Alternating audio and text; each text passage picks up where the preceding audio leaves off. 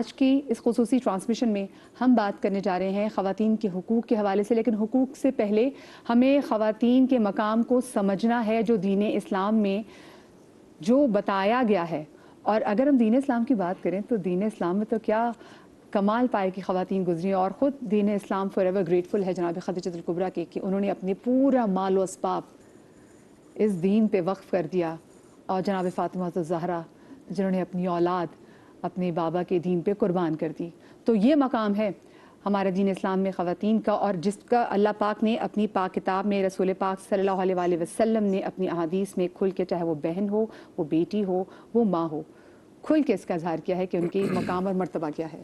بالکل، جیسے کہ سورہ احزاب کی یہ تلاوت آپ کے سامنے رکھی گئی، اور اس میں آپ نے دیکھا کہ ہر صفت کو اللہ تعالیٰ نے مرد اور عورت دونوں کے لحاظ سے بیان کیا، اور اللہ تعالیٰ نے اس میں کوئی ڈسکریمنیشن نہیں رکھی۔ اللہ تعالیٰ نے کہا کہ ان دونوں کے لیے اللہ نے بڑا اجر تیار کر رکھا ہے، بہت بخشش ہے۔ لیکن ہم اپنے علماء کرام سے یہ جاننے کی کوشش کریں گے کہ پھر ایسا کیوں ہے؟ عام تاثر ہے کہ عورتوں کا مقام تھوڑا سا کم ہے اور مردوں کا مقام زیادہ ہے۔ میں ذرا چاہوں گا مفتی صاحب آپ کی جانب آؤں گا، اس آیت کی روشنی میں اگر دیکھیں تو ایسی ڈسکریمنیشن اللہ تعالیٰ نے تو نہیں رکھی ہے، لیکن ہم دیکھتے ہیں کہ ایسا محسوس ہوتا ہے یا بظاہر لگتا ہے کہ عورتوں کا مقام کمتر ہے مردوں کے مقابلے میں۔ ذرا اس کی وضاحت کیجیے گا۔ نحمد صلی علی رسولہ الکریم، اما بعد، بسم اللہ الرحمن الرحیم۔ دیکھیے، اسلام نے جہاں مردوں کو احکامات عطا کیے وہاں خواتین کو بھی دیے، جہاں مردوں کی ذمہ داریاں انہیں بتائی وہاں خواتین کو بھی ان کی ذمہ داریاں ادا کرنے کا حکم دیا گیا ہے۔ بہت سارے مقامات پر قرآن مجید فرقان حمید جہاں مردوں کو خطاب کرتا ہے وہاں خواتین کو بھی خطاب کرتا ہے۔ کئی مقامات قرآن کے ایسے ہیں جہاں براہ راست صرف خواتین سے بات کی جا رہی ہے، جیسے قرآن مجید کی ایک آیت ابھی میرے ذہن میں آ رہی ہے، یا ایھا النبی اذا جاءک المؤمنات یبایعنک علی الا یشرکن باللہ۔ تو قرآن کہہ رہا ہے کہ نبی جب آپ کے پاس عورتیں آئیں اس لیے کہ وہ آپ کی بیعت کریں تو آپ ان سے بیعت لیجئے، کس بات پر کہ وہ شرک نہیں کریں گی، الا لا یشرکن باللہ شیئا ولا یسرقن ولا یزنین ولا یقتلن اولادہن۔ تو یہ پورا ایک تصور ہے۔ پھر اس کے بعد ان کو اسلام میں داخلے کی بات ہے، ان کو بیعت کرنے کی بات ہے۔ لیکن جہاں تک آپ کا سوال ہے، دیکھیے یہ کچھ چیزیں فطرت نے ان میں تقسیم رکھی ہے کہ مرد و عورت کو باہم برابر پیدا نہیں کیا، ان کی ذمہ داریوں کا تعین الگ الگ انداز سے کیا ہے۔ جن چیزوں کا مقابلہ مرد کر سکتے ہیں بمناسبت عورتوں کے، وہ وہاں کھڑے ہو کر ہر عورت مقابلہ نہیں کر سکتی۔ حضرت شیخ اکبر محی الدین ابن عربی رحمۃ اللہ تعالیٰ علیہ نے اگرچہ کچھ ایسی عورتوں کی بات کی ہے جو مردوں کی صفات کی عامل ہوتی ہیں، یعنی وہ کھڑے ہو کر مقابلہ بھی کر سکتی ہیں، لیکن یہ نہیں ہے کہ ساری عورتیں یہ کر سکیں۔ تو اس لیے قرآن نے جہاں یہ کہا نا الرجال قوامون علی النساء، تو وہاں دیکھیے کہ اسلام عورتوں کو بہت ساری چیزوں میں چھوٹ بھی دیتا ہے، معافی بھی دیتا ہے۔ جہاں مرد کو معافی نہیں ہے، خواتین کو معافی بھی مل رہی ہے۔ خواتین کے حوالے سے اسلام ہمیں یہ تصور بھی دے رہا ہے کہ جناب وہ اس مسئلے میں چھوٹ ان کو حاصل ہے، یعنی مرد وہاں کھڑے ہو کر مقابلہ کرے گا، عورت اپنے گھر میں موجود ہو کر گھر کے معاملات کو سر انجام دے گی۔ لیکن اس کا یہ مطلب نہیں ہے کہ عورت باہر جا کے کام نہیں کر سکتی، اسلام میں اس کا تصور بھی موجود ہے۔ اور نبی کریم صلی اللہ علیہ وآلہ وصحبہ وبارک وسلم کو جب اللہ رب العالمین کوئی احکام عطا کرتا ہے تو وہ یہ کہتا ہے کہ یا ایھا النبی، اے نبی صلی اللہ علیہ وسلم، کل ازواجک، اپنی ازواج سے کہیے، وبناتک، اپنی بیٹیوں سے کہیے، اور پھر اس کے بعد کہتا ہے ونساء المؤمنین، مومن عورتوں کو کہیے۔ تو قرآن عورتوں کو بھی احکام عطا کرتا ہے، عورتوں کے معاملات کو بھی سر انجام دیتا ہے، لیکن ہمارے ہاں کچھ ان باتوں کو الرجال قوامون علی النساء کو لے کر وہ یہ کر کے کہ جی مرد ہی سب کچھ ہے، عورت کچھ نہیں ہے۔ ایسا بالکل بھی نہیں ہے۔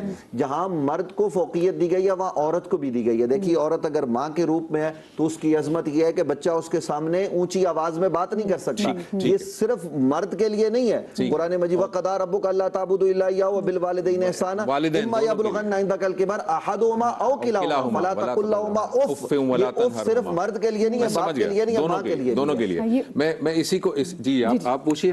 جی نہیں آپ بھی کنٹینیو کیجیے۔ میں اسی کو لے کے چلوں گا کہ جیسے مفتی صاحب نے فرمایا، تو مجھے ایسا محسوس ہو رہا ہے کہ ویسے تو یہ دونوں برابر ہیں لیکن حقوق اور فرائض کے لحاظ سے ان میں تقسیم کی گئی ہے، ایسا ہی ہے علامہ صاحب؟ اعوذ باللہ من الشیطان الرجیم، بسم اللہ الرحمن الرحیم، اللہم صلی علی محمد وآل محمد وعجل فرجهم شریف۔ دیکھیے کسی بھی چیز کو سمجھنے کے لیے اس کے تمام تر جوانب کو دیکھا جاتا ہے۔ میں ایک چھوٹی سی مثال دیتا ہوں किसी से पूछे कहाँ रहते हैं, वो कहेगा कराची में। कराची एक बहुत बड़ा शहर है, उससे उसके स्टेटस का पता नहीं चलेगा। अगर वो कि क्लिफ्टन में, तब भी नहीं पता चलेगा। आगे पूछेंगे कहाँ रहते हो, घर कौन सा है, अपार्टमेंट में रहते हो, किराए के मकान में रहते हो, ऊपर वाली मंजिल किराए पे ली हुई है, दोनों ली हुई है, तब जाके पता चलेगा उसका स्टेटस क्या है। ठीक। अगर कोई सिर्फ कह दे कराची और उसमें भी जनाब डिफेंस का नाम दे दे तो पता नहीं चलता। इन टोटलिटी बात करनी पड़ेगी। वो जुजियात को देखना पड़ेगा, सियाको सबाक को देखना पड़ेगा, तब जा। अब हमारा प्रॉब्लम क्या है कि मिसाल के तौर पे सूरह अहज़ाब की आयत को पढ़ने के बाद अब हम जो है ना वो इसकी तरफ चल गए हैं कि परवरदिगार ने यहाँ पर मर्द और औरत को जो है ना बराबर में मुखातब किया है। तो किसने इनकार किया कि परवरदिगार की निगाह में मर्द और औरत जो है ना दोनों मुसावी हैं खिलकत में, बाइन माना कि वो भी अल्लाह की मखलूक है, वो भी अल्लाह की मखलूक है। लेकिन जहाँ पर बात आती है फ़राइज़ की, फितरत के अंदर मौजूद कुछ चीज़ों की, जिसके अंदर सिंपल सी बात है, मैं यहाँ पर बैठकर ख़वातीन को खुश करने के लिए, दुनिया को खुश करने के लिए नहीं, भाई औरत के मुतल्लिक़ अगर वो नाक़िसुल इबादत है या नहीं है, 10 दिन उसको छुट्टी है, 10 दिन उसको रोज़ की भी छुट्टी है, अब कैसे मुसावी हो सकते हैं? तो बात करते हैं जी जन सलारी या मर्द सलारी, मतलब घर में कि मर्द को सलार होना चाहिए, जन को सलार चाहिए, ना मर्द को ना जन को हक सलारी। अगर हर औरत हक औरत के साथ है तो वो सलार होगी, अगर मर्द के साथ तो मर्द। तो यहाँ पर मेयार जो है ना ये नहीं है कि बहसीत मर्द और औरत, बिल्कुल ठीक है। बात ये है कि उसका इस वक्त वजीफा क्या है। अगर वो माँ है तो उसका स्टेटस क्या है, बेटी है तो उसका स्टेटस क्या है, बीवी है तो उसका स्टेटस क्या है, और इसी तरीके से मर्द है तो उसका स्टेटस क्या।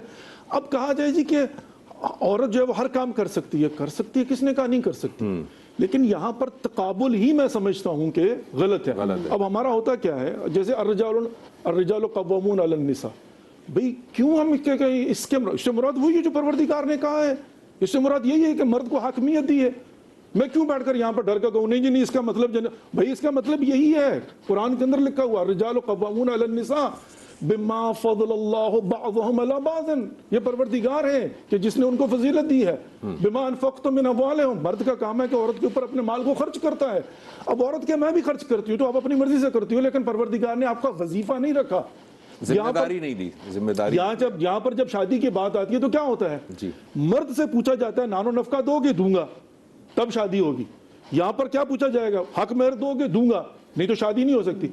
क्या औरत की जिम्मेदारी हक मेहर देना है? लेकिन एक औरत है वो कहती है जी मुझे हक मेहर नहीं चाहिए, मुझसे पैसे ले लो। वो खुद से कह रही है, अगर आप मिसाल दे देंगे फलान जगह पर फलाने का, लेकिन फितरत का तकाजा, इस्लाम का हुक्म ये है कि मर्द जो है वो नानो नफका देगा, मर्द जो है उसकी कफालत करेगा, मर्द जो है उसको हक मेहर देगा। औरत उसके मुकाबले में क्या देगी, वो एक ही फर्ज है जो उस पर वाजिब है, और उसके बाद हत्ता कि वो अगर बच्चे को दूध पिलाती है तो उसके बाप से जो है उजरत ले सकती है, शीर बाग आ जाता है, और हत्ता ये कि अगर उसको कनीज की जरूरत हो तो वो ला कर देगा। अच्छा, यहाँ पर मैं एक छोटी सी मिसाल देता हूँ। असल में प्रॉब्लम क्या है, सूरह निसा की 3 नंबर आयत है, औज़ु बिल्लाहि मिनश शैतानिर रजीम, बिस्मिल्लाहिर रहमानिर रहीम, फन्किहू मा ताब लकुम मिनन निसाइ मसना व सुलासा व रुबा फ़इन तख़ाफ़ू अन तअदिलू फ़वाहिदा। कहा कि 2 शादियां कर सकते हो, 3 कर सकते हो, 4 कर सकते हो, लेकिन अगर खौफ हो कि अदालत से काम नहीं ले सकते तो फिर 1 करो। अब यहाँ पर लाकर जो है ना एक मुआशरा ऐसा वो कहता है, लेकिन अल्लाह ने आगे जाकर 129 में फरमा दिया ना, वलन तस्ततिउ अन तअदिलू बैना निसाअकुम वलो हरिस्तुम, अगर तुम चाहो भी तो नहीं कर सकते, तो अदालत से काम नहीं ले सकते। नतीजा क्या है कि शादी हो ही नहीं सकती। भाई वहां पर जो परवरदिगार ने कहा अल्लाह तादिलू, वो नानो नफका की अदालत है कि अगर नानो नफका बराबर में दे सकते हो तो 4 कर लो। और यहाँ पर जो मोहब्बत की बात की गई है शर्त ही नहीं है। किसने कहा कि शादी करने से पहले बीवी से मोहब्बत है या नहीं, नफरत भी हो तो निकाह हो सकता है। अच्छा, उसको मिलाकर जनाब नतीजा गलत लेते जी मेरी। और साथ अलामा साहब जैसे आयशा बात ये भी होती है कि आज के अगर हम दौर में देखें तो अब चीज़ें थोड़ी, अलामा साहब आप भी ज़रा देखेंगे, चीज़ें थोड़ी सी मुख्तलिफ इस तरीके से हो गई हैं कि अब मर्द जो हैं, क्योंकि अगर वो है किफ़ालत की जिम्मेदारी मर्द पे है, लेकिन अगर मर्द नहीं कमा रहा, वो घर पे बैठा है, क्योंकि अक्सर ख़वातीन ये शिकवा करती हैं और वो कहती हैं कि बताएं हमारी रहनुमाई करें, क्या करें। वही घर में कमा के लेकर आ रही है, वही सब चीज़ों का ख्याल भी रख रही है, और फिर भी अगर उसको बोला जाए तो फिर क्या तब भी मर्द का वैसे ही एहतराम उस पर वाजिब है कि अगर वो किफ़ालत करने वाला मर्द उसकी कर रहा है तो? बिस्मिल्लाहिर्रहमानिर्रहीम।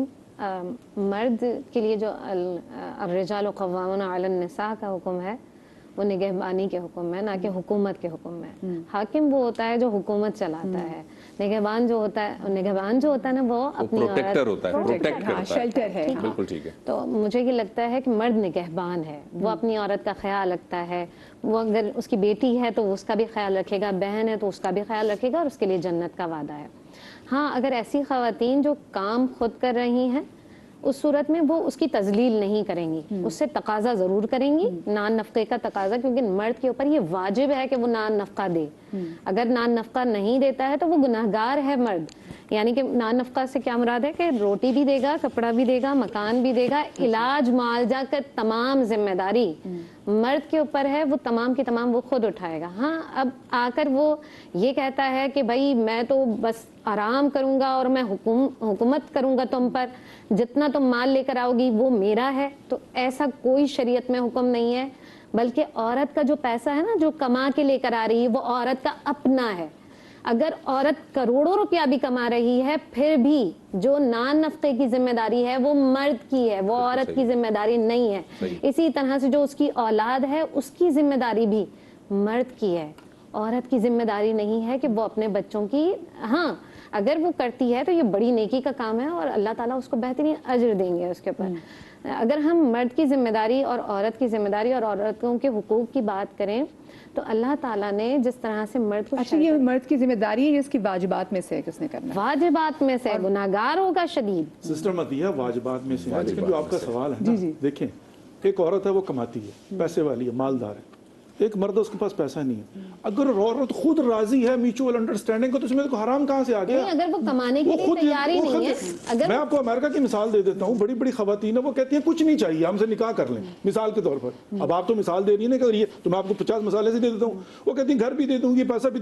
ہم سے پوچھتے ہیں شرعی حکم کیا؟ بھائی شرعی حکم یہ ہے کہ اگر وہ راضی ہے تو لے لو، جیسے لیکن واجب نہیں ہے. اور واجب کی جہاں تک بات ہے وہ کیا ہے کہ بیوی جو ہے اگر مرد اس کو اس کا نان و نفقہ نہیں دیتا، اس کی جیب سے چوری بھی نکال لے تو وہ چوری نہیں ہے، اس کو اجازت ہے. وہ یہ کہہ رہی مدیہ ہی کہہ رہی ہیں، ایک مطلب نکھٹو قسم کے ہوتے ہیں نا لوگ. جیسے اب ہم نے جیسے ہم اپنے لوور سٹاف میں بھی دیکھتے ہیں اپنے کہ جو خواتین ہیں وہی کام کر رہی ہیں. جیسے ہمارے کا جو ڈومیسٹک ہیلپ ہے وہ جو خواتین ہیں وہ کام کریں گی، جب فصلوں کی کٹائی کو تبھی جائیں گے. میاں ان کے نشوں میں پڑے ہوئے ہیں، وہ ان کو مارتے ہیں، اور جب وہ اگر کوئی بات بھی کریں کہ جی ہم اس کے ساتھ نہیں رہنا تو ان کے گھر والے ان کو کہتے ہیں یہ تمہارا مرد ہے، تم اس کو نہیں چھوڑ سکتی، اور وہ بتاتے کہ نہیں تم نے اس کے آگے زبان نہیں چلانی. تو نبی اکرم صلی اللہ علیہ وآلہ وسلم کی ایک حدیث ہے واضح طور پر. ایک شخص نے، ایک خاتون نے آ کر کہا، حضرت خنسہ تھی غالباً، انہوں نے کہا کہ یا رسول اللہ صلی اللہ علیہ وسلم میرے باپ نے ایسے شخص سے شادی کر دی ہے جس سے میں نہیں کرنا چاہتی. تو نبی صلی اللہ علیہ وسلم نے اس کے نکاح کو ختم فرمایا ہے. اگر خاتون ان کے ساتھ نہیں رہ سکتی، کیسے رہ سکتی ہے؟ ایک عورت کمائے، بچے پیدا کرے، بچوں کی ذمہ داری اٹھائے، ان کی تعلیم و تربیت، تو یہ ایک عورت اکیلے نہیں کر سکتی. ہے مرد کی ذمہ داری. اگر مرد وہ تمام ذمہ داریاں نہیں اٹھاتا ہے حتمی طور پر وہ گناہگار ہے. اچھا عائشہ صاحب، آپ کی جو بات ہے نا